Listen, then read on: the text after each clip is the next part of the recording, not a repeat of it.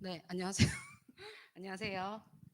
그 특강 이번 선택 특강의 역사 부분에 오셨는데요. 흑암의 땅에 비춰진 복음의 빛, 우리나라 초대교회 여정이라는 제목으로 송성진 목사님께서 특강을 해주실 겁니다. 시간은 3시까지고요. 목사님 재량으로 이제 만약에 안 된다면 질문도 받아볼 수 있으니까 또 궁금한 점 있으시면 미리 생각해 놓으셨다가 이따가 제가 질문 드렸을 때 강사님께 물어봐 주시면 됩니다. 그리고 포럼도 시킬 수 있으니 마음의 준비를 하시고 오늘 이거 들으시면서 진짜 역사 부분 재밌거든요. 근데 목사님께서 또 그 문화 부분보다는 역사 쪽에 또 이렇게 전공을 하셨죠. 네, 그래서 더 재밌을 겁니다. 그래서 목사님 박수로 맞아주시기 바랍니다. 아, 반갑습니다. 제가 한번 기도하고 시작할게요.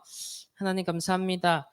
만민을 위하여 길을 들라 오늘 주신 말씀을 특별히 한국교회사 초기의 역사를 통해서 저희들 확인하길 원합니다. 이 시대에 하나님 우리 복음 전도 운동 때문에 부름받은 우리의 정체성과 우리의 천명, 소명, 사명을 교회사 속에서 중요한 의미를 찾는 그런 시간으로 인도하여 주옵소서.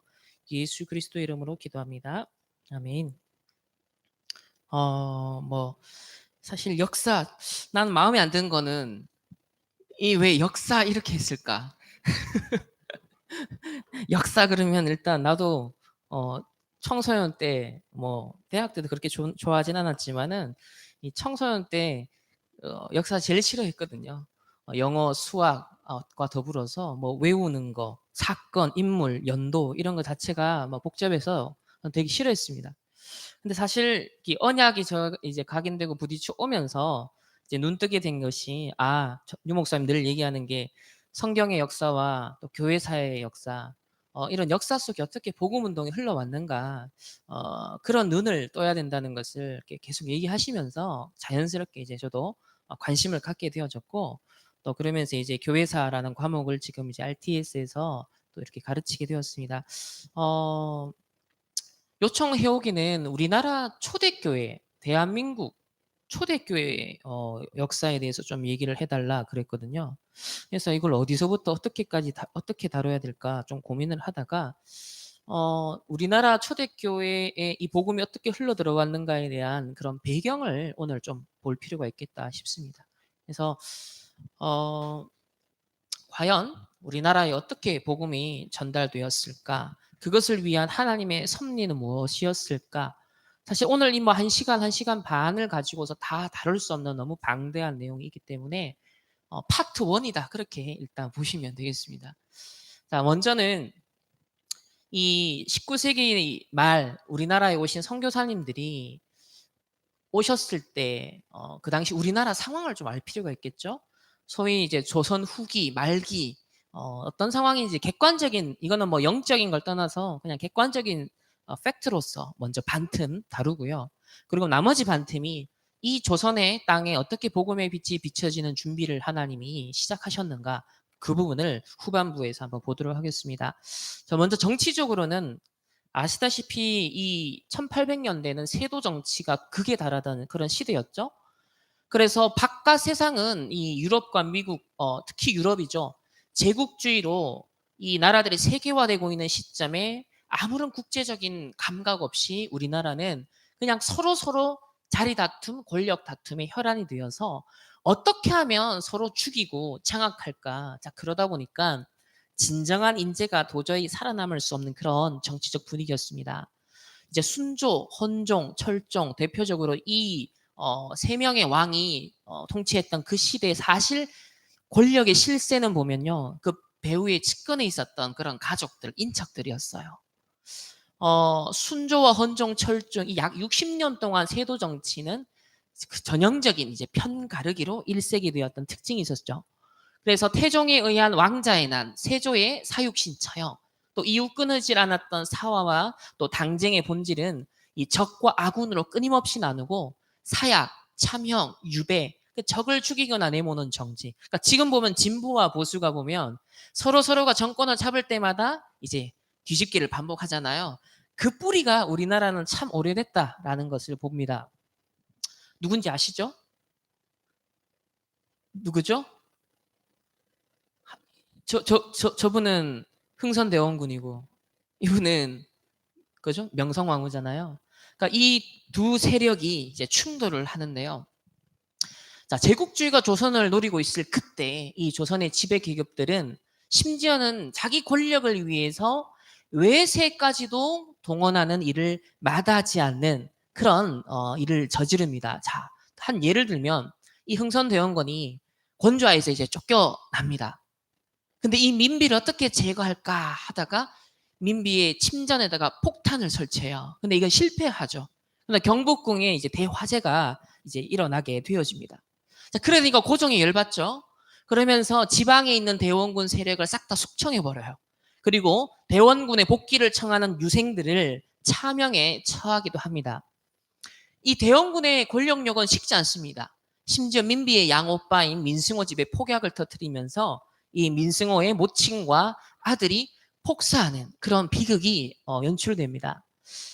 그러네 또 민비는 그럼 잘했느냐? 그렇지 않죠. 우리는 뭐 명성황후 그러면서 그 일본의 시해 당한 그것 때문에 막 분노 뭐 이러는데 사실 이 민비의 상태를 보시면 제가 볼 때는 국가에 도움이 전혀 안 되는 사람이에요. 국가 재정을 쌈짓돈처럼 꺼내 낭비하고 또 뭐 보면은 원자가 자기 아들이 이제 태어났을 때 잘 되도록 빈다는 핑계로 팔도광산을 돌아다니면서 제사를 지내요. 여기에 드는 탕진하는 비용이 천문학적인 액수입니다. 그러니까 전국 팔도로 돌아다니면서 이 미신과 굿과 여기에 비용 지출이 도저히 재정관리 부서에서 감당할 수 없을 정도였다. 그러니까 거의 탕진이었습니다. 그래서 육일준이 쓴 편지에 보면 이런 게 나옵니다. 대원군은 일본 공사 류노스케와 협의 끝에 일본인들의 도움을 받아서 민비를 죽이기로 했다. 그런 기록이 있고요. 또 일본 측 기록에도 보면 여러 차례 이 대원군이 일본과 그런 이제 모의의 음모 속에서 어떤 조건을 받아들이면서 민비 살해에 협조했다라는 기록이 남아 있습니다. 결국은 자객에 의해서 이 민비가 시해를 당하게 되어지고 또 이제 사실은 그 당시의 권력 다툼은 국민이나 어떤 나라에 대한 안위를 생각하는 것은 안중에 없었다. 그리고 이제 이어지는 이제 매관 매직 수탈. 거의 돈 주면은 뭐 이제 매관할 수 있고 매직할 수 있었던 또 이 과거 시험 역시 부정이 판을 쳤습니다. 그러니까 매관 매직을 했기 때문에 돈을 주고 샀기 때문에 일단 본전을 뽑아야 되다 보니까 일단 권력을 점하면 그때부터 수탈을 일삼는 것이 일상화되었고요. 그리고 해서 독일 무역상의 한 기록에 따르면 모든 관직이 가장 높은 값에 제공한 사람에게 주어졌고 아래 사람을 상대로 강도와 수탈과 착취를 저지른다라고 이 독일인 외국인의 눈에 이렇게 비춰졌습니다. 심지어 재밌는 기록이 있어요. 여기 보면 1864년에서 73년 사이 불과 10년 사이잖아요. 2조 판서에 임용된 사람이 48명이에요. 그리고 불과 평균적으로 이 48명의 재임 기간은 76일이에요. 여러분 생각해 보십시오. 장관 임명해 놓고 76일마다 교체를 하는 꼴입니다. 공조판사는 82명 임용이 되어서 평균 52일의 재임 기간을 거쳐요. 그러니까 이게 뭘 말해줘요? 실질적인 행정력은 실질적인 어떤 나라를 위한 어떤 봉사는요 전혀 일어나지 않는 겁니다. 그래서 판사가 된다는 것 자체가 가문의 영광된 일이었고요. 그것은 돈벌이에 너무 좋은 수단이었어요. 그러다 보니까 주요 관직들은 이 나라 입장에서 계속 빈번한 교체를 허용하면서 실질적인 행정의 효율성은 떨어지면서 나라는 이제 말아먹는 그런 안타까운 상황으로 지금 치닫고 있습니다. 또 한성 판윤이라는 판윤이라는 그 관직이 있는데 판윤은 재임 기간이 무려 80일에 불과했습니다. 그러면서 가보년 한 해 동안 21명의 판윤이 교체가 되는 그런 매관 매직이 계속 일어납니다. 그리고 실제 백성들과 피부적으로 이렇게 접촉을 하는 지방 관리들은요, 이 돈이 이제 배경이 많지 않다 보니까 매관을 하기 위해서는 고리대금을 쓰는 거예요. 그러면서 관직을 얻자마자 고리대금업자가 딸려보내는 회계관을 그 다음에 또 재임시키는 이런 악순환의 고리가 계속 벌어지는 거예요. 그리고 지방 하급 관리였던 아전은 봉급 자체가 그 당시 없었대요. 그러다 보니 일단 돈 주고 이 관직을 얻었기 때문에 자리 유지비, 관리비, 미래를 위한 저축까지 축적하는데 혈안이 되었다. 그래서 고위급부터 시작해서 가장 밑에 있는 그런 밑에 있는 사람들까지도 백성들을 착취하는 게 제도가 되었다. 그래서 이 프랑스의 샤를 델레라는 사람이 이렇게 말합니다. 백성의 피를 뽑아 먹는 가렴주구형 관리의 모습에 대해서 심지어 암행어사까지도 자기 권력을 이용해서 돈을 착취했다. 재밌는 건 보면 지방의 병기고에는 쓸만한 피복과 탄약과 병기가 없었다. 모든 군청 관리가 팔아 먹었다. 그러니까 이게 실제로 현실이었다는 것은요, 얼마만큼 나라가 경제적으로, 정치적으로, 행정적으로 무너지고 있었는가를 반증해주고 있죠. 왜 안 넘어가죠?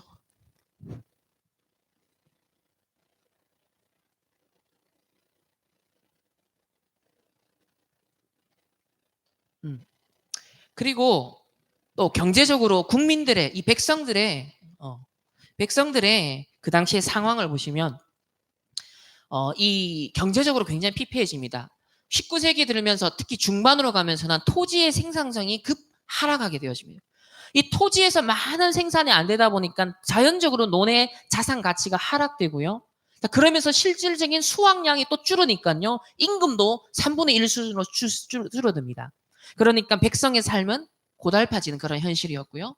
이게 이제 60년대 우리나라 이제 나무 심는 운동이 한창 일어났을 때 그때 모습이에요. 그러니까 19세기부터 해서 쭉 우리나라의 그 당시의 상황이 보면 이 국가의 재산이라고는 모든 걸 이제 착취하고 그다음에 국민들도 살아남기 위해서 모든 있는 나무라고 나무를 다 베어가지고요. 이미 19세기에는 민둥산이었어 우리나라가. 우리 예전에 북한 떠올려 보면 막 헐벗은 산들 떠올리잖아요. 그 한 번씩 사진 볼 때 있잖아요. 우리나라가 그랬다는 거예요. 그래서 19세기, 18세기 말에 부산의 용당포에 도착했던 이 프로빈던스호의 함장은 나무와 물이 필요했는데 도대체 조선에는 나무가 부족해 보였다. 그리고 또 18, 19세기는 나무를 심거나 가꾸는 것 자체가 없었어요. 오로지 남벌하는 게 횡행했고 산림이용에 관한 한 약탈의 시대였다라고 이 경제사학자가 이렇게 분석을 합니다. 근데 이 산림을 남발하다 보면 그 다음 단계로 오는 게 뭐냐면 결국 궁극적으로 홍수가 터진다는 거예요. 홍수로 연결되니까 토지가 또 유실되면서 악순환, 경제적인 악순환의 고리가 계속 반복이 됩니다. 자, 그러다 보니까 실질적인 피부에 와닿는 백성들의 현실은요, 이렇습니다. 조선은 그 당시에 세 가지 세금으로 유지가 되었어요. 전정과 군정과 황곡. 그 중에서도 이 황곡 제도가 대표적이었는데, 사실 1830년대까지만 해도 농촌 생활의 안정을 떠받쳤던 제도였고 재분배 기능을 했던 경제에 중요한 역할을 했죠. 근데 이제 중반으로 가면 어떻습니까? 점점점 줄어듭니다. 그리고 실제 창고에 보관되어 있는 양이 진짜 그 양이 아닌 거예요. 거의 반틈 이상이 빼돌린 거예요. 아까 전에 그 관리들이나 벼슬아치들이 빼돌리면서 실제 국가 재산을 탕진을 하는 겁니다.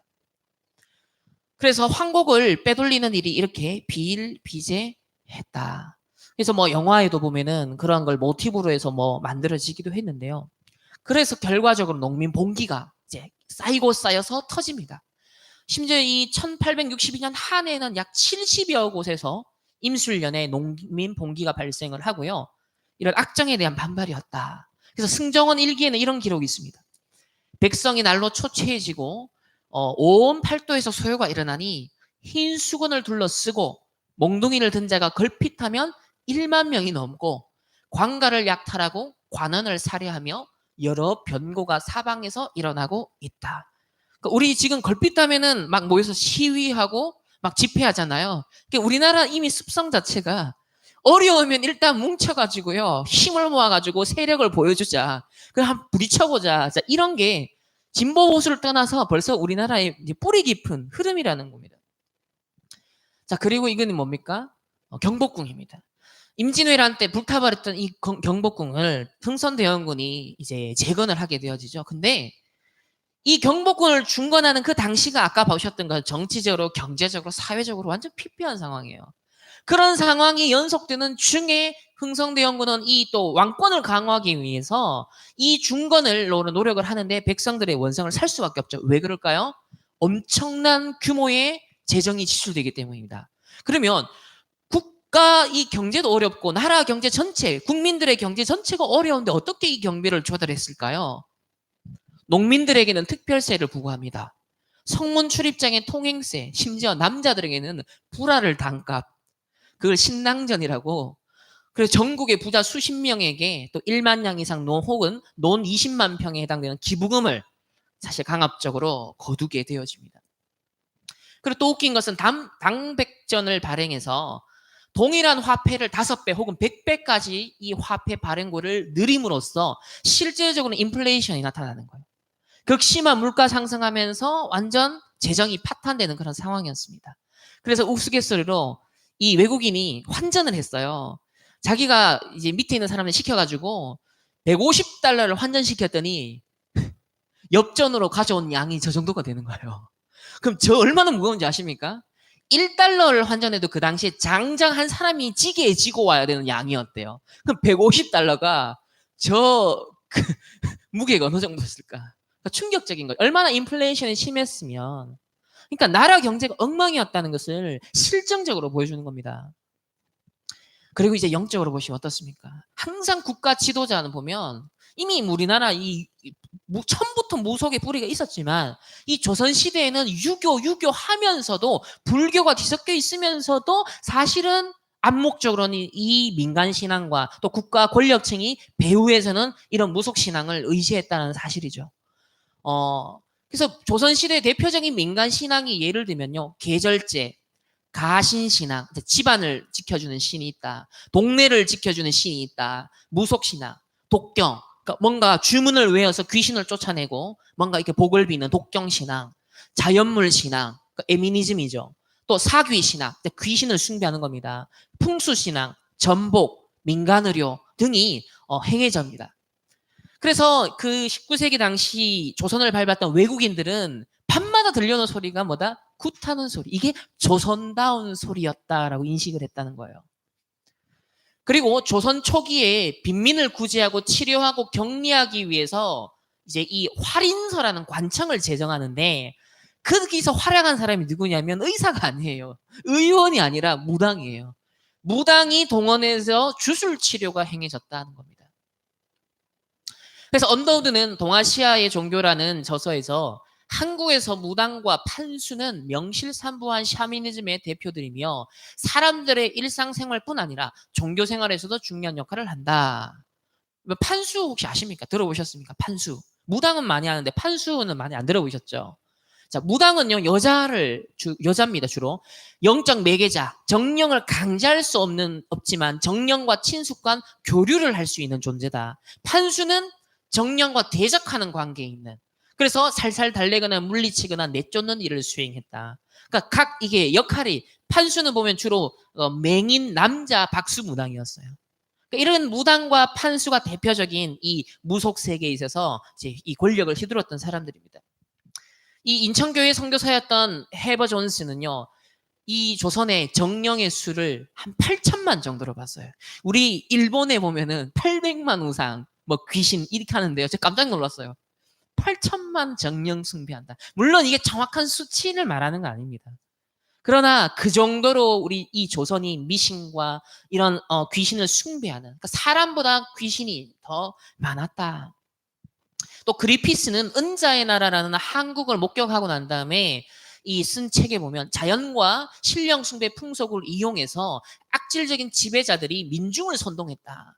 그래서 오랜 가뭄으로 흉령이 들자 수구파 지도자들은 서양인들이 입국해서 산령이 노함으로 비를 내리지 않는다라고 민중을 선동하는, 이게 정치적으로도 또 악용을 했다는 거예요. 랜도는 아주 유명한 책이죠. 고요한 아침의 나라 조선이라는 책에서 조선인은 홀령, 악령 등을 두려워하며 심지어 왕마저 궁궐에 악령이 있다는 소리를 듣고 애써 지어놓은 궁궐을 폐허로 방치한다. 그리고 대한제국 국내무 고문관 센즈는 조선미망록에서 조선의 미신이 배우지 못한 일반 민간에서만 일어나는 게 아니라 이미 광범위하게 확산된 사회적이고 문화적인 현상이라는 것을 목격하고 이렇게 기록을 하고 있습니다. 그래서 고위 인사까지도 무당과 전쟁에 의해서 철저히 오용당하며 과도한 지불을 서슴지 않았고, 여성은 조선의 광범위한 미신에 집착을 하고 남자들은 이러한 여성의 말들을 따라가고, 이게 최선의 방책이다라는 미신이 약 1000년 동안 이 조선을 우리나라를 지배했다라고 얘기를 합니다. 또 그 당시 이제 민비와 고종 역시 무속에 심취합니다. 여자 무당 박창렬을요, 왕족이나 받을 수 있었던 호인 이 진령군으로 봉하고 관우 사당을 세워주면서 신하들과 또 제사까지 함께 참배를 시킵니다. 지금 이제 국립 그 박물관에 와 있는 북묘, 그 관우 사당에 있었던 그 북묘인데요. 저 기록에 보면은 관우신이 이 조선을 지키고 관우신이 민비와 고종을 지켰다라고 그런 기록들이 나와 있습니다. 그래서 나라의 평안을 위해서 금강산 정기를 한양에 뿌리고자 온갖 구판을 민비가 벌입니다. 또 순종의 병을 고친다고 금강산 12,000봉에다가 쌀 한 섬과 돈 1000냥, 무명 한 픽시를 바치게 해서 국고를 완전 탕진시켜요. 그러니까 이 무속인의 말을 듣고 그대로 민비가요, 이것을 그대로 합니다. 진령군 수양아들 이유인이란 무당 역시 점 한 번 잘 쳐서 비단 100필에 1만 냥을 받는, 그러니까 이 두 사람에 의해서 진령군과 그 수양아들 이유인 무당에 의해서 이 조선 재정이 안 그래도 파탄나고 있는데 완전 피를 쪽쪽 빨아먹는, 그 정도로 국가 지도자들이 얼마나 이 외세, 어떤 면에서는 위협을 많이 받았잖아요. 불안하잖아요. 그러면서 이제 이런 영적인 문제도 있겠죠. 그래서 시달렸잖아요. 그러니까 막 밀란 일어나죠. 봉기 일어나죠. 언제 죽을까 심란하죠. 그러니까 이런 무속에 의지할 수밖에 없었던 구조적인 흑암이 이 조선 말기 선교사님들이 오시기 전에 이 외국인들 눈에 비쳤던 그런 객관적인 현장입니다. 여기. 그래서 풍수에도 이 집착을 해서요, 친정아버지 산소를 4번이나 파서 옮깁니다. 그래서 황현은 이런 기록을 남기는데 조선은 귀신의 나라다. 그러니까 신자가 고백한 게 아니라 불신자가, 이 유학자죠. 그러니까 유학자는 그래도 이 미신 이런 것들을 되게 막 싫어했거든요. 무속을 싫어했단 말이에요. 그래서 조선은 귀신의 나라다라고 꼬집습니다. 자, 이렇게 무속, 귀신 이렇게 시달리니까요, 우상 숭배하니까 자연적으로 삶도 무너집니다. 규모가 없어요. 보세요. 똑같은 19세기 말 미국의 모습이에요. 이런 배경에서 선교사님들이 우리나라 왔는데 곳곳에 악취, 막 쓰레기 더미가 넘쳐났다는 거예요. 그래서 1858년에 50만 명이 콜레라로 죽습니다. 그러니까 개인 위생 자체에 대한 무지함, 또 오물이 넘쳐흐르는 생활 환경이 이 전염병을 주기적으로 일으켰고요. 또 조선 말렵 생활 환경의 문제점에 대해서 변소 안의 불결물이 모두 길 위로 유출돼서 도랑으로 흘러들었다. 장티푸스 발생 원인이 되었고, 유기물이 음료수를 매개로 인체에 범하는 것 같다. 결국 이제 똥이 도랑에 흘러들어서 그 물을 또 우리가 마시니까 당연히 질병을, 이게 이제 외국인들이 볼 때는 이 조선이 그랬다는 거예요. 그리고 언더우드의 아내이자 의료 선교사였던 호터는 생활 하수인 구정물이 사람 다니는 길 양편 좁은 도랑으로 흘러가는데 이 불결한 도랑에는 해충이 득실했다. 이 도랑이 종종 쓰레기로 막혀서 길로 흘러 넘쳤고 더러운 옷을 세탁한 물이 땅속으로 스며들어 우물이 오염되고 썩은 야채들이 길가와 집의 창문 아래 수북히 버려져 있어 불쾌한 냄새를 풍기고 있다. 사실은 아시다시피 이 초기에 들어간 많은 선교사님들이 그 사모님들과 자녀들이 많이 죽습니다. 도착한 지 얼마 되지 않아서 죽고 이런 경우가 되게 많아요. 풍토병, 전염병 걸려서. 그래서 이 단순히 외국인으로서 관찰자의 입장에서 서술한 게 아니라 자기 가족이 생명을 잃는, 직접 겪었던 그런 아픔의 흔적들이에요. 그래서 조선의 운명을 요약하면 이 선교사님들이 내연하던 시절에 나라는 마치 천정에 비가 새고 담벼락은 장대비에 허물어져 내려 주얹기 직전의 토담집과 같은 신세였어요. 자, 이게 조선이 멸망하기 직전의 그런 상황입니다. 그러나 오늘날 역사학자들, 특히 민족주의 사관을 가진 역사학자들은 이 부분에 대해서 조금 뭐랄까 왜곡시키죠. 민족주의에 대한 그런 우리 민족이 어땠는데 라는 이런 게 있기 때문에 지금의 관점에서 과거에 대한 어떤 면에서는요, 조금 낙관적인 해석을 해요. 그래서 부정적인 것보다 실질적인 사실적인 것보다는요, 사실은 이제 그런 더 좋았던 것만 자꾸 부각시키려고 하는 그런 지금 사학계의 흐름이 있습니다. 그러나 엄연한 정치, 경제, 문화, 사회의 현실, 정말 피폐되어 있었고 멸망할 수밖에 없었던, 특히나 영적으로 보실 때 국가 지도자가 완전 무속에 사로잡혀서 한 나라의 지도자 그러면은 온 나라에 영향이 가잖아요. 바로 이런 배경에 복음의 빛이 이 조선 땅을 향해 하나님이 준비하고 계셨는데, 자, 어떤 과정이 있었는지, 물론 그걸 어느 시점에서 잡느냐에 따라서 뭐 1차 대각성 운동, 2차 대각성 운동, 심지어는 종교 개혁 때부터 쭉 설명할 수 있겠죠. 그러나 그 시간이 안 되기 때문에 건초더미 기도회부터 설명을 좀 드리겠습니다. 미국의 최초로 어떤 면에서는 이 미국의 청년들이 세계 복음화, 세계 선교를 위해서 자발적으로 모인 공식 기도 모임, 바로 그 건초더미 기도회입니다. 19세기 초 미국 제2차 대각성 운동이 일어나면서 미국 개신교가 팽창이 됩니다. 그리고 그 성장은 지속이 됩니다. 그러면서 어디에 그 흐름이 흘러가느냐? 아시아 복음화, 아시아의 복음을 전하자라는 선교의 역사로 이어지기 시작합니다. 1806년 세뮤얼 밀즈, 바로 이 건초더미 기도회의 리더인데요. 동료 대학생 4명과 함께 폭우가 쏟아진 그날, 건초더미 아래에서 비를 피하며 세계 선교에 대한 비전을 품고 기도를 시작합니다. 그리고 여름 내내 그들이 함께 모여, 우리로 말하면 뭡니까? 138 언약 잡고 오로지 기도에 힘쓰더라 라는 세계 선교의 언약을 잡고 그들이 기도에 집중하는 시간을 가져요.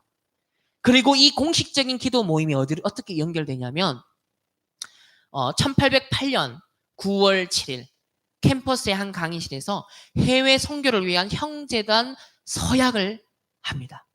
그리고 이 형제단에 동참할 학생들을 늘려가면요, 심지어는요, 이 5명이 학교를 졸업한 후에 또 주변 학교에 재입학을 해요. 뭐 때문에? 선교할 제자를 찾기 위해서. 그래서 예일대, 프린스턴대, 하버드대 주변의 신학교에 재입학해서 동역자들을 찾는, 우리로 말하면 이제 팀 사역을 사실상 진짜 제대로 했다는 거죠. 그러면서 1810년에 교단 총회로 찾아갑니다. 이 젊은 애들이 대단하죠. 대학생들이. 그래서 자신들을 해외 선교사로 파송하기 위한 교단 차원의 선교위원회를 만들어 주세요.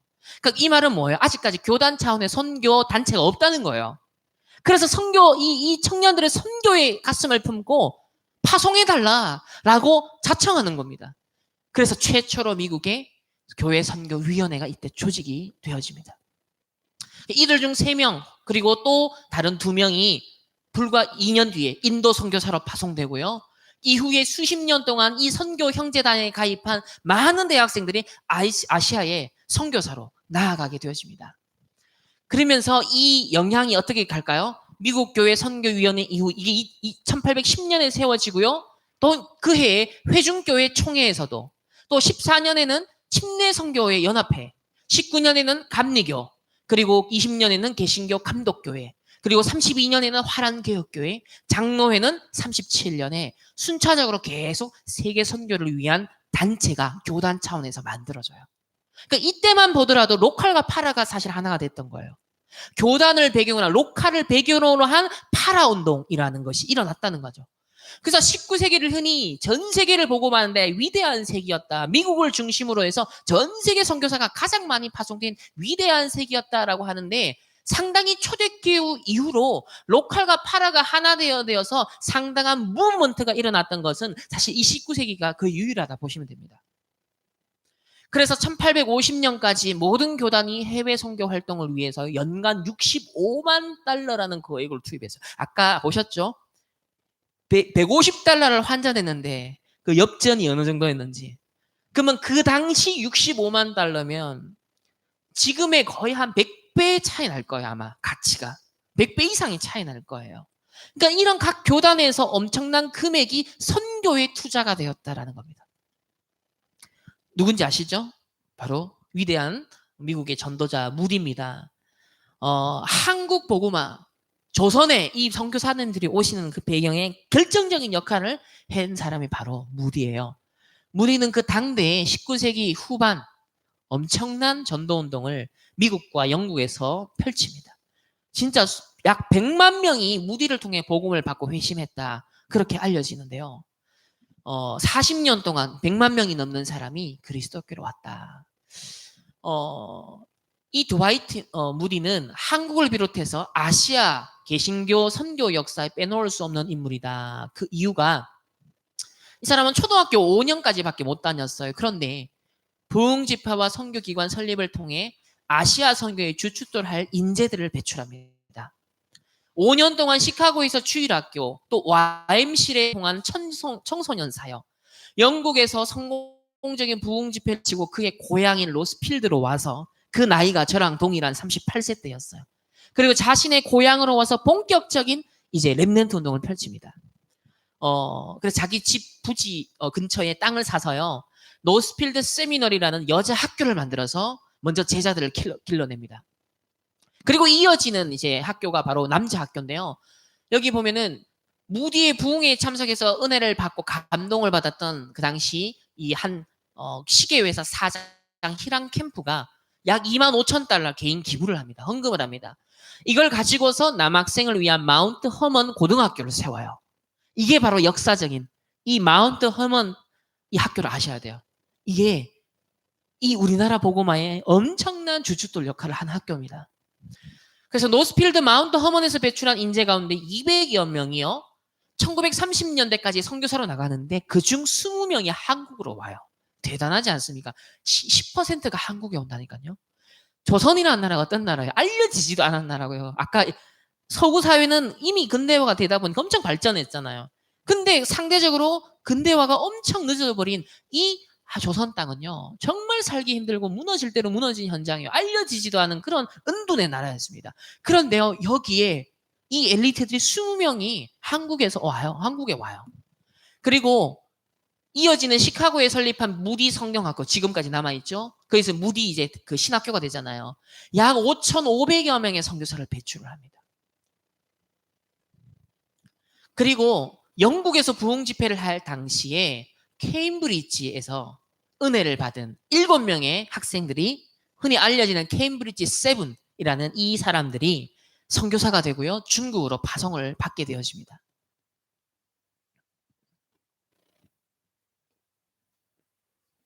그러면서 이 당시 케임브리지 7 중에서 한 사람인 찰스 토머스 스터드가 무디의 초청으로 미국에 오고요.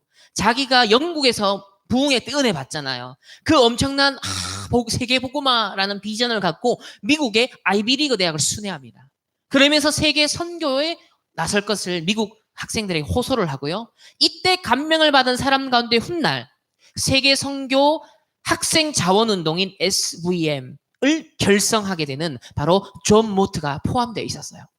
이렇게 지금 세계 복음화 우리나라의 복음이 오기까지 지금 연속성 있는 흐름을 보셔야 되는 거예요. 무디가 학교를 세우고 부흥운동을 했는데 거기서 조선에 오게 되어졌고요.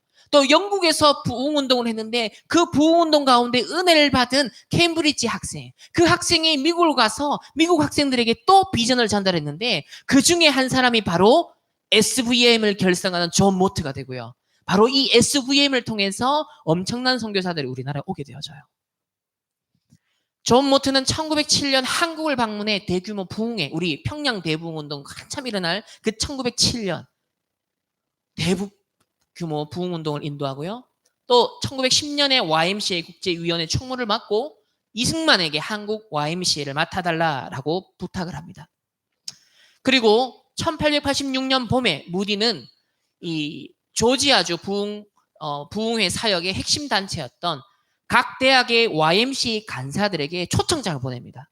그러면서 노스필드, 아까 전에 세워졌던 그 고등학교 있죠. 마운트 허먼이라는 그 고등학교에서 여름 대학생 사경의 컨퍼런스를 한다. 그래서 초청장을 보냅니다. 그러면서 그 당시에 중요한 역할을 했던 제자가 이 보스턴 지역에 있었던 YMCA 간사 위샤드라는 사람인데요. 그녀는 이제 프린스턴 대학을 다니면서 학교 클럽을 운영해본 경험이 있었기 때문에 무디의 그 여름 대학생 컨퍼런스 조직에 엄청난 아이디어와 또 도움을 줍니다. 그러면서 초청장을 수정하게 제안을 하는데요. YMCA뿐만 아니라 미국 전역에 있는 대학의 대표급 학생들도 함께 초청하자라고 제안을 했고 무디가 받아들여요. 지금 우리나라는 학생운동하면 전부 다 운동권이 이거잖아요. 전부 다 이게 학생운동인 줄 아는데 사실 진짜 학생운동의 시작을 보시면요. 복음운동, 선교운동을 위한 그 시작이 미국 대학생의 학생운동의 시작이에요.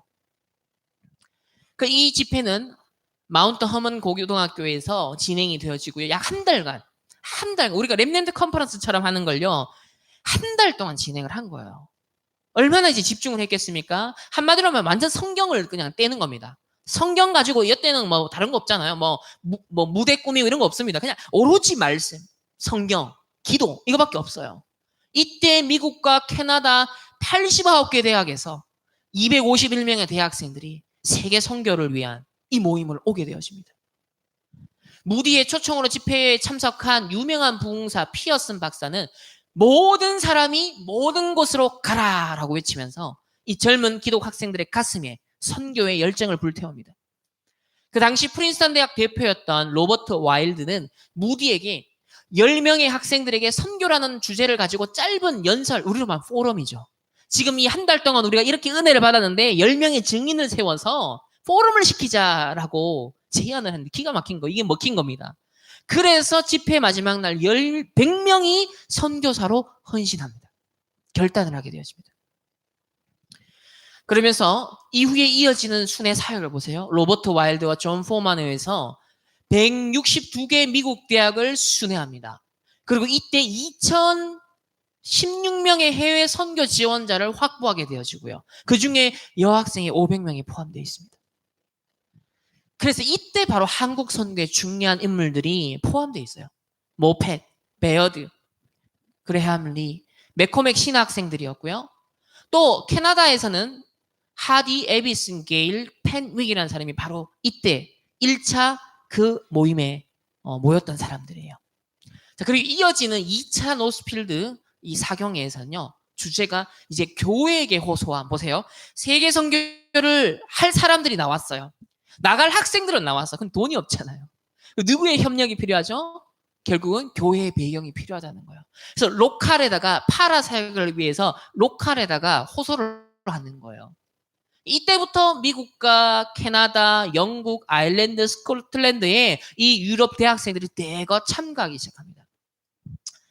그러면서 1차 사경회 때 결성된 마운트 허먼 100이라는 그 학생들 이름으로 각 선교기관과 교회의 세계 선교에 참여해달라는 독려 편지를 보내고요. 이제 구심점을 형성하는 거죠. 파편적인 선교단체들을 하나로 묶어서 함께 세계복음화의 그림을 그리자는 겁니다. 그 편지 제목을 보시면 첫 번째로 가장 중요한 주님의 명령, 해외 선교 사역지의 증가와 지역 교회의 해외 선교에 대한 즉각적인 영향. 보세요. 두 가지 문제인식이 나오죠. 해외 선교 사역지의 증가. 갈 곳은 많고 이제 파송될 사람들도 있어요. 그러나 지원해 줄 수 있는 바탕이 필요하다. 그래서 지역 교회의 해외 선교에 대한 즉각적인 반응, 이런 내용의 지금 편지를 호소했던 겁니다. 이때도 오하이오주 장로교 대학인 우스터 대학의 대표 윌리엄 스왈론 또 윌리엄 홀은 조선의 선교사로 파견될 대학 학생들로 참여를 하게 되어집니다. 그러니까 1차, 2차 때도 이때 선교사, 이 조선에 오기로 결단을 하게 되어지는 선교사들이 있었다는 거죠. 그리고 이제 이 사람들이 그 유명한 3차 때, 가운데 여기 보시면 존 모트라는 사람이 있죠. 전부 다 보면 얼마나 멋지게 생긴 그 사람들이죠. 그러니까 이런 젊은 시절에 이 조선 땅에 와서 선교를 했다는 거예요. 3차를 보면 50명의 지도자급 학생 대표 따로 모여가지고요. 드디어 그 유명한 가장 위대한 학생 선교운동인 SVM을 출범시킵니다.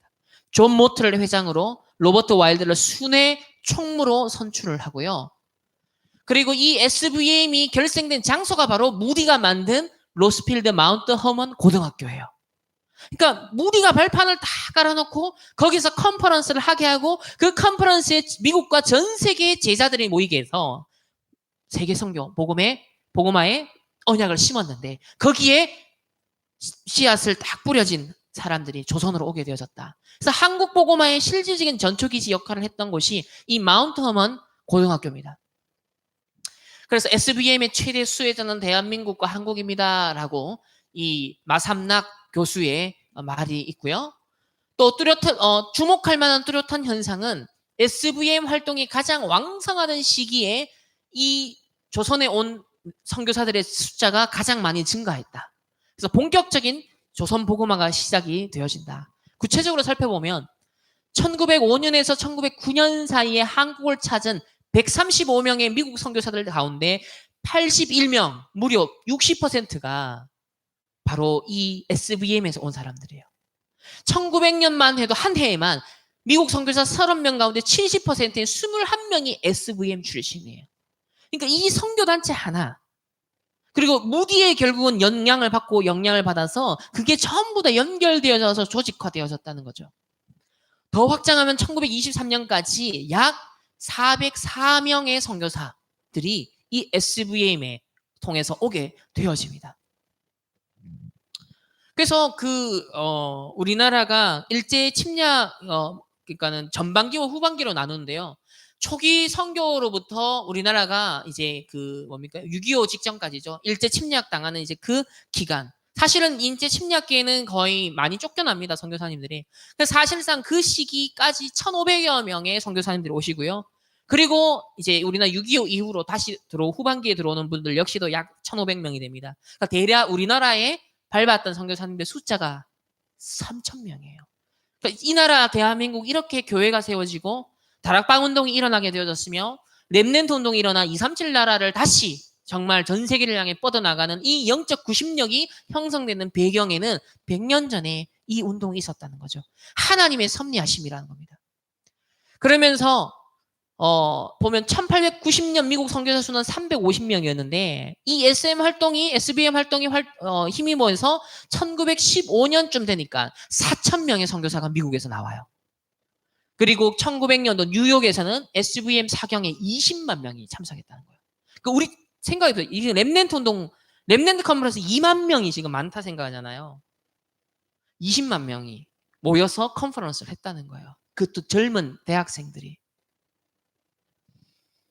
그러면서 이제 영국, 독일, 헝가리, 오스트리아, 체코, 폴란드 등으로 확산되면서 1920년에 전성기를 기록합니다. 엄청나게. 그래서 1930년까지 약 10만 명의 선교 헌신자가 나오고요. 실제 2만 500명의 선교사가 파송됩니다. 그러니까 2만 500명은 파송이 되고요. 약 10만 명은 뒤에서 후원하는 거예요. 기도, 물질로. 그래서 이 선교 헌신자들 중에는 산업인들, 그 당시 미국 산업화 자본주의가 발전하는 것 속에서 많은 경제 속에서 사실 성공한 많은 이 복음 가진 산업인들이 있었어요. 그래서 그 산업인들이 뒷배경이 되어져서 사실 이 젊은 사람들이 돈 하나도 없거든요. 근데 선교 사역에 엄청난 비용이 들잖아요. 그 막대한 비용을 다 했다는 거. 그러니까 2만 5천 명의 선교사의 비용을 맨 땅으로 헤딩하는 저 낯선 땅 가는 그 현장에 지역 지어주고 교회 지어주고 문서 번역하고 성경 번역하고 그거 인쇄하고 엄청난 비용 들거든요. 그거를 했다는 거예요. 그러니까 한 시대 하나님이 19세기 미국을 사용하셨다. 20세기 초까지 미국을 사용하셨다는 것이 이 세계복음화의 흐름 속에 아주 의미 있었던 그런 역사였습니다. 그래서 사실 미국이 우리나라와 왜 긴밀한 관계가 있냐면 바로 미국과 정치적 외교 관계 이전에 어마어마한 영적인 종교적인 복음적인 의미에서 실제적인 관계가 이 끈끈하게 맺어져 있었던 거예요.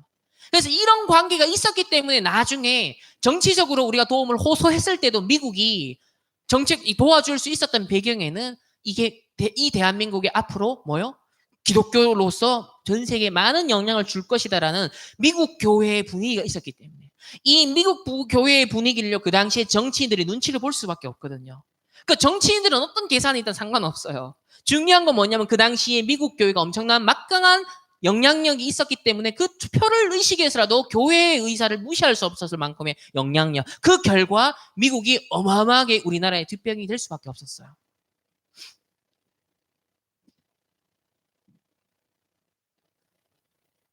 그래서 지역교회와 연대해서 각종 해외 선교 기관의 심부름꾼이 되고자 노력합니다. 그러니까 이 SVM이 참 지혜롭게 잘했다는 건 뭐냐면 로컬 교회에 흡수하고 연대하고요. 해외 선교 기관의 심부름 역할, 두기고 역할을 잘했다는 거예요. 두기고 역할. 그러면서 초기 10년 동안요, 400개 대학, 100개 신학대학, 200개 의과대학, 300개 선교 연구기관들을 전부 다 네트워크로 연결했다는 겁니다. 상상해 보십시오. 이 엄청난 숫자의 기관들에서 엘리트들이, 인재들이, 선교사들이, 의사들이 나온 거예요. 여기에서 또 산업인들이 나온 거예요. 이들이 한때 몇십 년 동안 힘을 모아서 전 세계 선교사를 보냈다는 겁니다. 이 무브먼트. 그래서 건초더미 아래에서 시작한 5명의 기도 모임이 이 19세기 미국 해외 선교를 주도하게 되었고, 그들의 선교 활동을 통해서 복음의 축복이 아시아에 전파가 되는데 가장 수혜를 입은 민족이 어디다? 한민족, 우리나라예요. 그리고 전달된 그 복음이 가장 영향력 있게 성장하고 올바르게 보존된 것도 대한민국이에요. 사실 아시아에 보세요. 중국, 인도, 일본, 수십 년, 어떤 면에서 100년 앞서 복음 들어갔거든요. 선교사들이 들어갔거든요. 그러나 복음화율을 보시면 사실상 굉장히 미미합니다. 근데 대한민국을 보십시오. 그러니까 하나님이 이 대한민국을 얼마나 중요한 계획과 이유가 있어서 선교사님들을 약 3,000명을 보내서 이제 눈에 밟히는 게 교회다 할 정도로, 불신자들이 지겨워할 정도로, 이제는 개독교로 욕할 정도로 기독교가 너무 커져버렸어. 또 본질로 치니까 이제 개혁과 갱신의 대상이 되고 있는 그런 중에 이단 누명스는 이 다락방 전도운동 하나님 예비해서 또 남은 자 운동을 준비하시는 거예요. 그래서 237 나라 비전을 공유하고 전 세계에 지금 제자들을 찾아. 그래서 매주인가요? 매주 약 100명의 다락방 목사님들이 해외 나가시는 거 아세요? 매주. 이 로컬에서요, 전 세계 파라사역을 위해서 약 100명의 목사님들이 돌아다니고 계세요, 지금. 오늘도. 그러면 이걸 항공료, 숙박비, 사역비, 그게 수백만 원이 한 번 움직이면. 근데 그걸 각 교회에서 지금 감당하고 있잖아요. 그러면 이게 얼마만큼 하나님 보실 때 중요한 흐름이겠습니까? 로컬과 파라가 하나 되어서 매주 그것도 세계 선교를 향해서 제자 찾는 사역을 지금 하고 있다는 거. 저희 목사님도 지금 아프리카 가 계시거든요. 아프리카 3개 나라 2주간. 그러니까 이렇게 지금 목사님들, 선교사님들을 그걸 차세대 전도자들 지금 준비하고 있단 말이에요. 4세대 산업인들을 준비하고 있단 말이에요. 그럼 그게 앞으로 50년 지속되면 어떻게 되겠습니까? 근데 중요한 건 우리에게 주는 교훈이 여기 있어요. 우리 렘넌트 운동을 잘 해야 될 이유가 여기 있어요. 그래서 1930년 이후 이 SVM 운동이 급격하게 쇠퇴합니다. 그 이유가 뭐냐면 이미 1900년 초반부터 살살살살살 올라오기 시작한 이 자유주의 신학. 이미 유럽은 18세기 초토화됐고요. 이제 미국으로 이 자유주의 신학이 건너옵니다. 그리고 그 자유주의 신학이 사실은 이미 1700년대부터 조금씩 들어오거든요. 그래서 보스턴이 원래 하버드 대학이 신학교였습니다. 근데 보스턴 대학이 1세대 청교도들을 세웠던 신학교였고 영적 지도자를 세우는 학교였어요. 근데 1600년대 후반에 벌써 계몽주의 물결이 보스턴에 들어와요. 그러면서 계몽주의 철학, 계몽주의 사조, 소위 이제 자유주의적인 그런 신학의 색깔들이 침투해서 하버드로 갑니다. 그래서 하버드에서 남은 자들이 나와요. 그게 시작된 게 예일대학입니다. 그래서 1700년대 중반까지 약 40년, 50년까지 예일대가요. 그 남은 자의 여정을 또 걸어갑니다. 그래서 그 운동, 그 배경에 누가 있다? 조나단 에드워즈가 있죠. 그런데요, 이 예일대가 또 이 1차 대각성 운동 이후로 1750년대 이제 넘어서면서부터는 또 어떻게 된다? 똑같이 계몽주의 길을 가요. 똑같이 자유주의의 어떤 흐름들을 똑같이 흘러갑니다. 그래서 이거 아니다라고 해서 또 남은 자들이 나와서 세운 학교가 바로 프린스턴 대학이에요. 그래서 그 프린스턴 대학이 19세기 그리고 20세기 초반까지 이 개혁주의, 칼빈주의, 복음주의, 정통 보수주의적인 그런 신학을 계승하고 지켰던 최후의 보루였거든요. 그런데 이 프린스턴 대학에서 우리나라에 가장 많은 선교사님들이 왔단 말이죠. 이때 훈련받았던, 이때 교육받았던. 그런데 점점점 1700년대 초반부터 이제 이 자유주의가 미국을 휩쓰기 시작합니다. 점점. 그리고 1929년 드디어 프린스턴 대학에서 정통 보수 칼빈주의 신학 학자들이 물러나고요. 자유주의 신학자들 교수들로 등장을 해요. 그래서 남은 자들이 모여가지고 또 세운 게 필라델피아의 웨스트민스터예요. 근데 그 웨스트민스터도 지금 많이 자유주의 신학적 색깔이 좌경화되는 진보적인 색채의 신학들이 지금 상당히 들어가고 있죠. 그래서 지금 그런 신학자들이 많은 학문은 발전시켰는데요. 지금 타락하고 있고 교회가 무너지게 만드는 원인이에요. 여기도 보면요. 자유주의 신학이 주창했던 사회복음이 퍼집니다. 그러니까 영혼구원 복음이 아니라 사회복음. 그러니까 국제평화, 정의 실현, 사회정의, 인종차별 문제 똑같이 여기에 관심을 갖게 되면서 대학생들의 관심이 분산돼 버려요. 지금 우리나라 똑같은 상황입니다. 보수적인 교단이 복음의 본질을 놓치고 희석되니까 결국은 물질화되고 세속화되어지고, 그러는 사이에 또 이거 운동하는 사람들은 진보적인 색채를 가지고 자유주의 신학을 가지고서 동성애가 성경에서 말하는 옳은 것이다라고 주장해요. 인권이라는 거 갖고. 뭐 하나님은 사랑이지 않냐. 사랑의 이름을 갖고 인권을 우리가 소중히 여겨야 되고. 이렇게 지금 가고 있어요. 그래서 똑같이 평화운동, 사회정의운동, 인종차별운동으로 지금 똑같이 한국교회 신학교가 가고 있습니다. 제가 5년 동안 박사 과정하고 석사 과정을 하면서 우리 RTS 졸업 이후에 약 5년 동안 한국 교계를 봤잖아요. 한국 교계 신학의 흐름을 봤잖아요. 특징이 뭐냐면 보수적인 교단과 신학적 배경을 가진 사람들조차도요. 지금 제 나이 또래 차세대 학자들은요. 똑같이 진보적이에요. 정치적인 색깔, 사회적인 색깔은 보면 진보적이에요. 물론 정치적인 사회적 견해가 진보적인 건 자유예요. 문제는 뭐냐? 신학적 견해도 똑같이 간다는 거예요. 그러니까 보수적 교단을 배경으로 하는 차세대 목회자들, 신학자들이 똑같이 이 색깔로 갑니다. 그래서 오늘날 쏟아지는 책들을 보면요. 신학 서적들을 보면 전부 다 이거 내용이에요. 전부 다 이 내용이에요. 그러니까 이 SVM이 쇠퇴했던 그 결정적인 그 변곡점이 지금 우리나라에 일어나는다는 거예요. 그 말은 뭐다? 이제 앞으로 우리나라가 교회가 쇠퇴하고 무너지고 선교의 흐름이 끊어지는 건 시간 문제라는 겁니다. 이때 하나님이 남은 자 렘넌트 운동을 20년 동안 준비한 거예요. 그리고 앞으로 하나님이 중요한 세계 선교 237 나라를 향해 뻗어나갈 수 있는, 끊어지지 않는 이 복음운동, 선교운동이 끊어지지 않고 바톤을 전달할 다민족을 세우는 전도자를 하나님 세우신 거죠. 그래서 마운트 허먼 학교와 한국의 관계를 보면 1998년 첫 유학생인 이자 독립투사이자 대한제국의 외교관이었던 박희병이 마운트 허먼 고교에 입학합니다. 초대 대통령 이승만, 초대 임시정부 부주석 김규식, 의친왕 이강 같은 지도자들이 바로 이 노스필드 사경회에 한국을 대표하는 기독교인으로 참석을 합니다. 이승만은 1906년 유학 중 여름방학에 노스필드에 열린 SVM 만국 기독학도 공회에서 한국 대표로서 3,000명 앞에 연설을 하고요. 독립가를 부른 다음에 대한제국 만세, 아메리카 만세에 삼창을 합니다. 조선 만렵과 구한말의 외교관인 민홍기, 김상헌, 이진구, 김영진 등 워싱턴 주재 조선공사 직원들과 그 자녀들도 역시나 마운트 허먼 고교에서 공부를 해요. 그리고 국권 피탈이 일어나는 그걸 전후로 해서 한국에 있는 SVM 출신 선교사들이 이 조선이 앞으로 위태위태하겠다라는 걸 보면서 조선의 유망한 기독 청년들, 엘리트들을 뽑아가지고 어디에 보내요? 마운트 허먼에 보내는 거예요. 그러니까 하나님이 우리나라가 그러니까 자립할 수 있도록, 국가가 성장할 수 있도록 기독교인의 세계관, 기독교인의 이 복음을 가지고 있는 사람들이 국가 차세대 지도자들이 되는 준비를 이 SM 출신 선교사님들이 이미 눈을 떴다는 겁니다. 그러면서 이 SBM 마운트 허먼 졸업생이자 조선 YMCA 선교사였던 이 브로크만과 또 하와이에서 망명 정부를 수립해 항일 투쟁을 하고 있었던 이승만 박사는 유능한 기독교 청년이었던 임병직, 이춘호, 유영선 등을 마운트 허먼에 추천해 장학금을 주선하거나 학비를 지원을 해요. 그러니까 이렇게 이외에 여러 사람들이 있어요.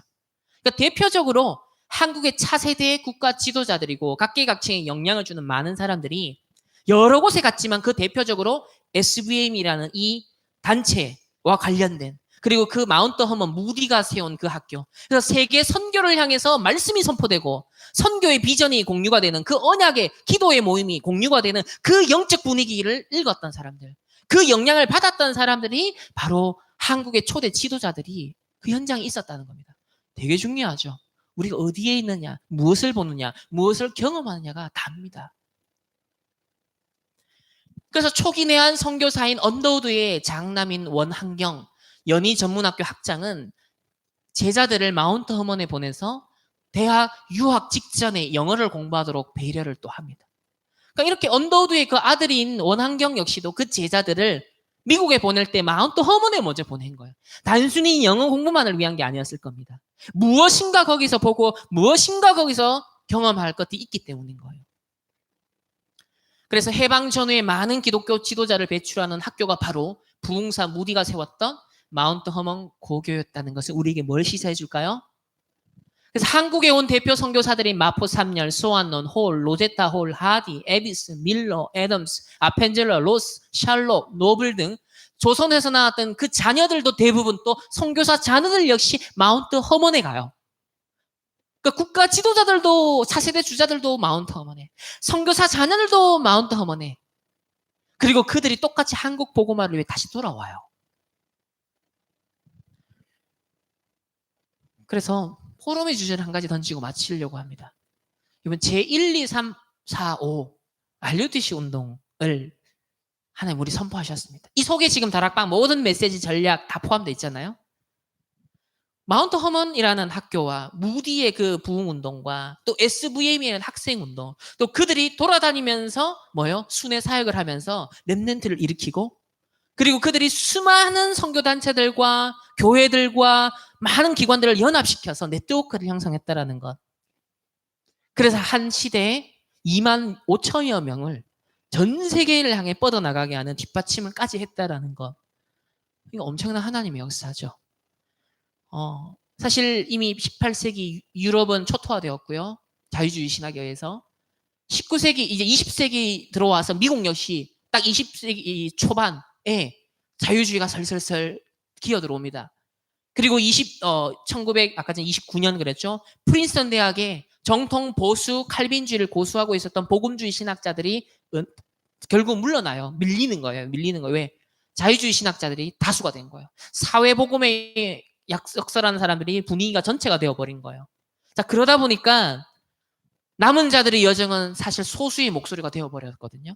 그러면서 그들을 근본주의 운동이다라고. 그래서 근본주의가 뭐냐면 너무 좀 강하게 했던 측면도 있었어요. 그러나 그 당시 필요했던 건 워낙 사회복음 운동이 득세하고 자유주의 신학이 득세하다 보니까 말도 안 되는 성경 자체가 신화로 여기는 사람들이 나오기 시작하니까 성경에 대한 근본적인 본질을 강조하는 사람들이 나온 거예요. 그러다 보니까 이 보수적인 사람들이 더 보수적으로, 더 근본적으로 사실은 복음을 고수하기 위해서 나갔다는 거죠. 그래서 그 시대의 남은 자 역할을 그 근본주의자들을 통해서 또 하나님 하게 하셨습니다. 저는 그래서 오늘날 이 렘넌트 운동도 마찬가지예요. 왜 세계관 운동이라는 부분을 하나님께서 저에게 또 비전을 주셨냐면 이 차세대 복음운동 렘넌트도 지속돼야 돼요. 1세대 전도자들이 이제 앞으로 10년, 그죠? 길어봐야 10년이에요. 15년이에요. 그러면 제 나이 또래나 우리 차세대 전도자들이 각 교회의 중요한 이제 또 지도자들이 되겠죠. 그리고 여러분들이 차세대 중직자가 되겠죠. 그리고 지금 올라오는 아이들이 또 차세대 렘넌트로 중직자가 되어질 겁니다. 과연 이 다락방 전도운동에 하나님 주신 이 언약 제1, 2, 3 RUTC 4, 5 RUTC 운동, 이 언약을 일심전심 지속할 제자들을 정말 있게 할 수 있겠느냐, 어떻게 하겠느냐라고 했을 때 우리 세대와 저와 여러분 그리고 지금 올라오는 세대가 너무 중요하다는 거예요. 왜냐? 오늘날 세상은요, 이 오직 복음 안 되도록 하는 예레미야, 세례요한 선지자 중에 하나인 것 같다. 그런 지금 무브먼트가 지금 전 세계적으로 일어나고 있습니다. 문화 속에 일어납니다. 정치 속에 일어납니다. 신학교는 이제는 신학에서도 일어나고 있어요. 사실 세상 불신자 세계에서 마음껏 일어나도 상관없어요. 문제는 뭐냐? 신학교 현장에서 목회자들이 교회에서 지금 이 운동을 한다는 거예요. 그게 과거에는 주류가 아니었어요. 마이너였거든요. 중요한 건 지금 세대가 바뀌면서 그게 주류가 되고 있는 게 문제예요. 이 흐름에 아무 분별력 없는 많은 렘넌트들이요, 교육받고 문화 접하죠. 세계관, 이념, 사상 접하죠. 그게 오직 복음으로 필터링이 되지 않고 재해석이 안 되니까요. 오직 복음 드러났는데 실제로 세계관은 딴 거 가고 있는 거예요. 실제로 이념과 사상은 세상에 추워 들은 거, 경험한 것, 매력적인 게 딱 들어가 있는 거예요. 그러니까 오직 그리스도가 안 되는 거예요. 뭐요? 세례요한과 나오는 거예요. 복음하면서 뭔가 이상한 색깔이 탑재가 되는 거예요. 더 쉬워지는 거예요. 예레미야 같이 되는 거예요. 세례요한과 같이 정의운동하는 거예요. 인권운동하는 거예요. 근데 이게 지금 우리나라의 주류가 되고 있다는 게 문제입니다. 그럼 이때 우리가 렘넌트 운동의 올바른 복음 운동, 전도 운동, 선교 운동을 위한 언약 전달과 복음적 세계관, 전도 선교 중심에 대한 역사적 이해와 거기에 대한 세계관에 대한 교육이 너무 중요한 거예요. 이 다음 세대를 놓쳐버리면 아까 전에 그 1930년 이후로 SVM이 완전 쇠퇴해버리는, 그러니까 엄청나게 사실은 쇠퇴하면서 미국이 세속화되잖아요. 미국이 세속화되기 시작하는 거예요, 본격적으로. 그러면서 2차 세계대전이 터지는 겁니다. 2차 세계대전. 사실 1차 세계대전 왜 유럽에 터졌을까요? 바로 계몽주의 흐름 속에서 자유주의 신학이 전체를 점령해버린 거예요. 교회가 희망이 없는 거예요. 교회가 복음운동의 생명력을 완전 상실해버린 거예요. 그러니까 이 자유주의 신학자들이 똑같이 사회운동하고 있고 정의운동하고 인권운동하는 거예요. 그러니까 오직 그리스도의 복음을 놓쳐버리고 사단, 영적인 거 싹 빼버리고요. 신화적으로. 이성으로 검증되는 것만 성경으로 인정하자. 이런 쪽으로 흘러가 버린 겁니다. 종교개혁에 일어났던 독일에서 그 자유주의 신학이 가장 꽃을 피우고 말한 거예요. 그 결과 엄청난 전쟁이 일어날 수밖에 없었던 거죠. 이성이 신이다. 이성을 낙관하는 그런 우상시대였거든요. 지금은 또 다른 시대의 흐름이 나타나고 있죠.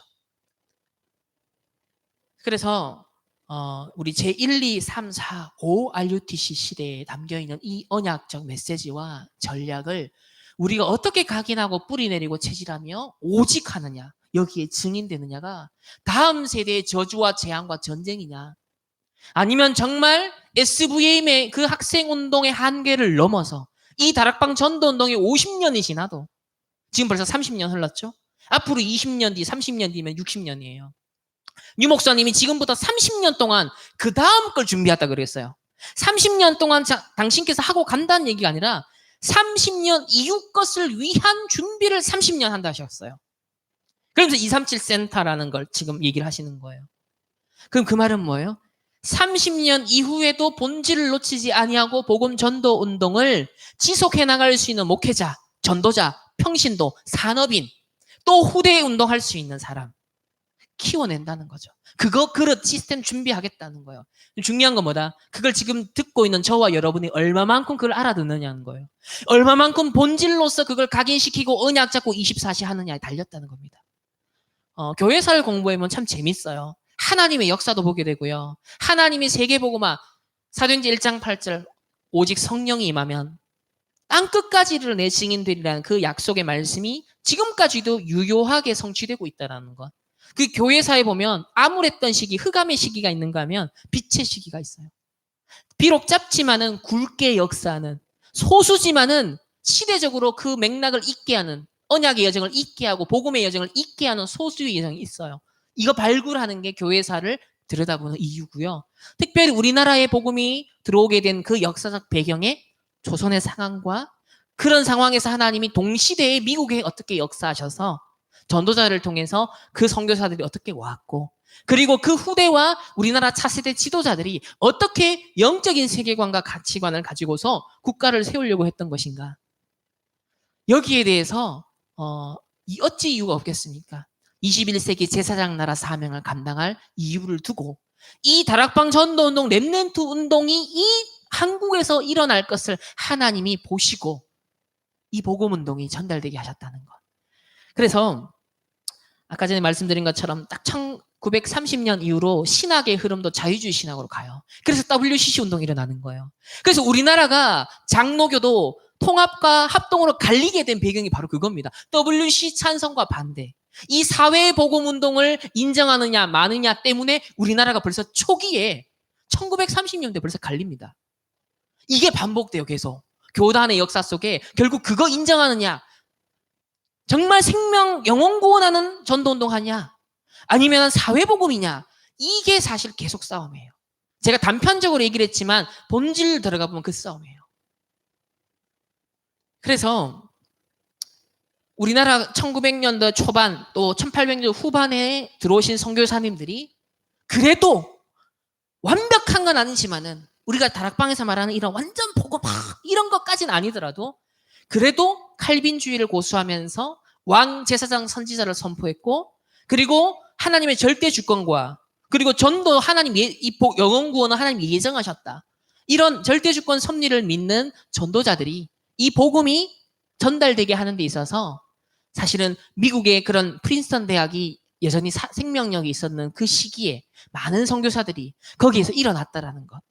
그리고 난 다음에 드디어 그 이후 세대는 이제 다른 세대가 일어나서 사실 우리나라의 이 일제 침략 이후로 1930년대 이후로부터는요, 캐나다에서 미국에서 조금씩 자유주의 신학 출신의 배경을 가진 선교사들이 들어와요. 그래서 한국이 분열이 일어납니다. 그래서 한국이 분열이 일어나고 싸움이 일어나고 왜냐하면 그 신학적인 문제 때문에 왜냐하면 그 신학적 문제는 단순히 신학 문제가 아니에요.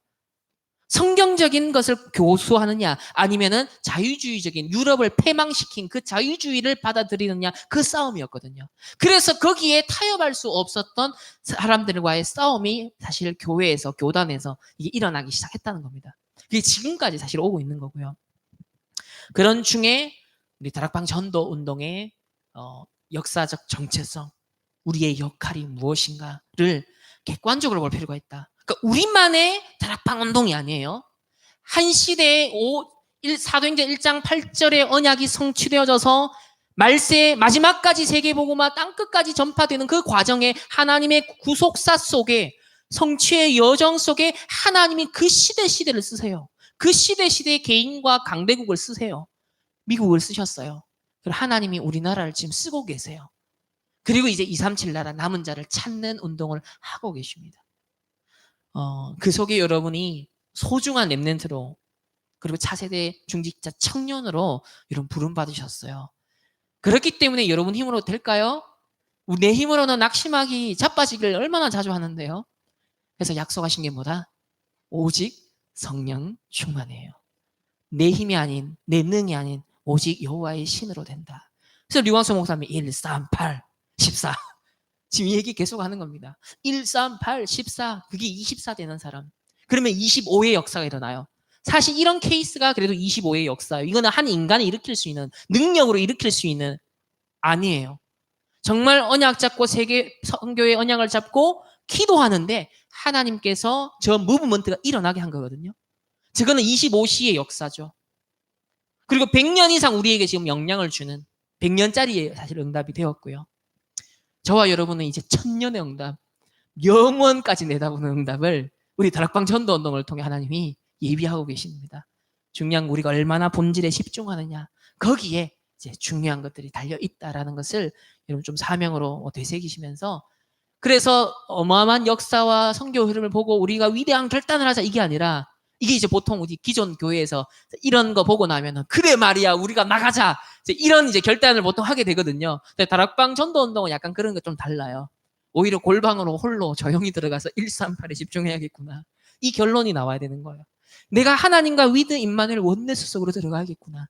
약속하신 성령 충만 얻어야겠구나. 정말 하늘 배경을 움직이는 천사 동원, 흑암 결방, 천국 시민권의 이 어마어마한 배경을 누려서 237 나라의 영적 세계를 움직이고 그 제자들을 일으키 세울 수 있는 영적인 힘을 그래서 오력을 내가 진짜 준비하겠구나. 우리는 이제 이런 언약 속으로 들어가는 거죠. 그 훗날 100년 뒤쯤에 우리의 이런 모임에서 이런 얘기를 나누었던 것이 훗날 교회사 속에 하나님 어떤 내용으로 기록되게 하실지 기대해 봅니다. 1345 RUTC 때 운동에 주역되시기를 예수님의 이름으로 축원합니다. 기도하겠습니다. 주님 감사합니다. 부족한 종을 통하여서 이 나라에 복음이 전파된 그 과정을 잠시 살펴보았습니다. 어둠의 땅, 흑암의 땅, 아무 소망도 없었던 미신과 무지의 땅, 하나님 이곳에 하나님 전 세계 복음화를 두고 21세기 237 나라 세계 복음화를 두고 하나님 앞서 제사장 나라 사명 감당할 수 있도록 복음의 씨앗을 뿌려주시고 약 3,000명의 선교사님을 통하여서 이 땅에 흑암을 걷어내고 복음의 빛을 비춰주신 주님 감사합니다. 하나님 또다시 100년이 흐르면서 복음과 전도 선교의 이 본질이 희석되어지고 또 인간복음, 사회복음, 정치복음, 해방복음 하나님 또 세례요한 같다 엘리야 같다라는 이 운동이 일어나고 있습니다. 이때 오직 그리스도 운동할 수 있도록 이 오직 그리스도 운동을 237 나라의 하나님 본질을 그대로 전달할 수 있는 차세대의 주역으로 우리를 불러주셨사오니 우리의 결단으로 우리의 의지만으로 되지 아니하오니 약속하신 오직 성령의 충만함을 덧입는 하나님의 사람들로 축복하여 주옵소서. 138의 언약을 잡고 14 속에 들어가 24, 25 영원의 발자취를 남기는, 그래서 237 나라의 남은 자들을 찾아 세우는 하나님의 사람들로, 차세대 교회의 중직자 주역들로, 전도자들로, 렘넌트 사역자들로 축복하여 주옵소서.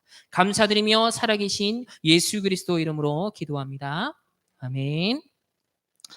10분 남았는데요. 질문 받겠습니다. 제 특강에는 사실 질문할 시간이 거의 없거든요. 뭐 항상 강의 시간이 모자라서 그랬지. 오늘은 상당히 여유가 있네요. 한 10분이나 남았다라는 거. 한 질문 한 2개 정도는 제가 받을 수 있을 것 같은데, 혹시 질문 있으면은 어떤 거라도 상관없습니다. 아니면 뭐 피드백도 상관없고요. 질문도 상관없고요. 한국 사람의 이 안 좋은 습성과 각인뿌리 체질이, 우리, 네네. 네. 함정 올무 틀이에요, 이게.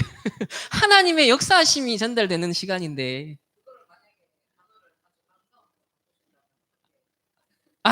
단어를요. 뭐 역사라는 단어는 사실, 그러니까 역사라는 단어 쓸 수는 있지만, 그러니까 뭐랄까요, 뭐 선교 역사, 선교 사다리 선교 역사 그러면 좀 와닿는 게 덜할 텐데, 뭐 전도 선교의 역사 이래 하는데 그냥 역사 그러면 자꾸 뭐가 떠올라요? 막 고종 막 이런 게 떠오르잖아요. 나는 처음에 역사 그 팜플렛 보고는 뭐 역사 강의하는 사람도 아니고 그랬는데, 상관없어요. 왜?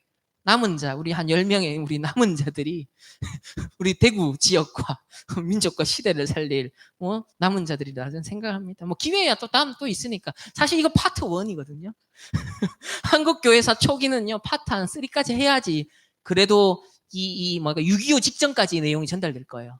사실은 이 이후로 이 지금 과정에 이제 사실은 뭡니까? 이거 배경만 설명한 거잖아요.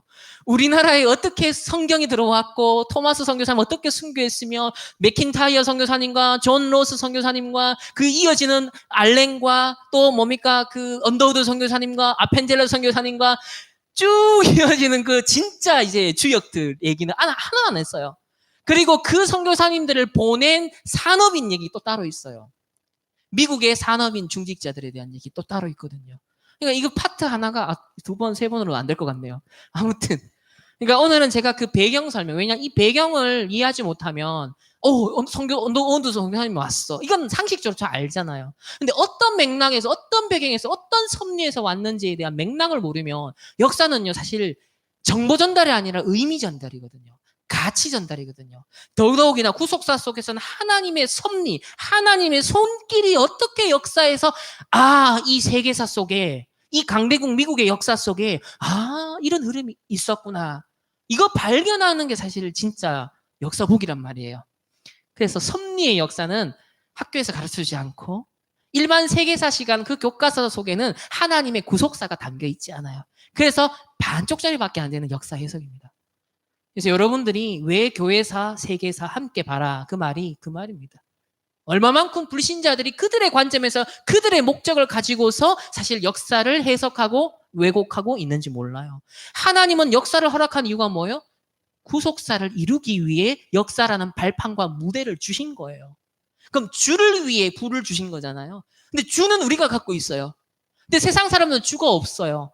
부만 하니까 역사 해석을 하는데, 실증적인 어떤 사실 팩트로서의 역사 전달을 과거에 하더니 요즘은 아니에요. 자기의 주관을 갖고 역사 해석을 왜곡해요. 이런 포스트 모더니즘 사회에서는 역사 해석도 자기 멋대로 하는 거예요. 이게 아니죠. 하나님의 정확한 섭리 속에 하나님의 목표는 뭐다? 세계복음화예요. 땅끝까지 복음 전파되게 하는 거예요. 그러면 그 목표성을 두고 과거에 어떻게 흘러왔는가를 다시 재해석해야 돼요. 그리고 지금 어떻게 진행되는가를 다시 봐야 돼요. 그리고 앞으로 어떻게 될 것인가. 그러니까 복음 가진 자는 이 목사님 늘 미래를 보게 된다. 역사에 하나님의 섭리를 보게 되면 뭐가 본다? 미래도 보게 된다. 그 흐름 속에 내가 오늘 뭐 집중해야 되는지 답이 나오는 거죠. 네. 뭐 나중에 어디선가 들을 수 있겠죠. 뭐 할 기회가 없으면 없는 거고. 네, 마무리할까요? 알겠습니다. 우리 하나 더 질문 있네요. 네. 청년들이 읽을 만한 교회사요. 이게 청년들이라 했을 때도 이렇게 높게 잡는 거라 이렇게 잡는 거라 사실은 이게 제가 청소년들한테 추천해 주는 책이나 대학생이나 청년들에게 추천하는 책이나 사실은 수준이 저는 같다라고 보거든요. 그래서 그 하루 만에 꿰뚫는 기독교 역사라는 책이 제일 얇아요. 그리고 제일 얇고 그 규장에서 나온 책이고요. 그 규장에서 나왔다는 말은 뭔 말이냐면요. 학술적이지 않은 문체가 쉬운 책이라는 거예요. 그래서 하루 만에 꿰뚫는 기독교 역사 티모시 존슨가요? 아마 그 사람이 쓴 책으로 제가 알고요. 얇습니다. 그리고 표지에 보면은 예수님부터 해서 그 교회사의 주요 인물들 캐릭터 이렇게 나와 있어요. 그것만 보셔도 이게 수준이 아주 이렇게 학술적인 수준은 아니고 그냥 쉽게 그냥 대대학적인 흐름만 보게 해주는 거구나. 그거라도 읽으세요. 사실은 그거라도 읽었으면 좋겠어. 어느 정도 기본 바탕이 있어야 그 다음 이제 진짜 팩트, 실증적인 거, 또 학술적인 것까지 정확한 이제 1차 문헌의 인용까지 들어갈 수 있는데 그거 없으면 막 갑자기 1차 문헌 들어가면 막 헷갈리고 어려워요. 딱딱하고 재미없고. 그래서 대략적인 감각이라도 갖고 있어야 랩넨트랑 소통하는데도 여러분들의 좀 도움이 되실 것 같습니다. 네, 더 이상 없죠? 네, 마치겠습니다. 아까 기도했으니까 그냥 마칠게요. 잘 들어주셔서 감사합니다.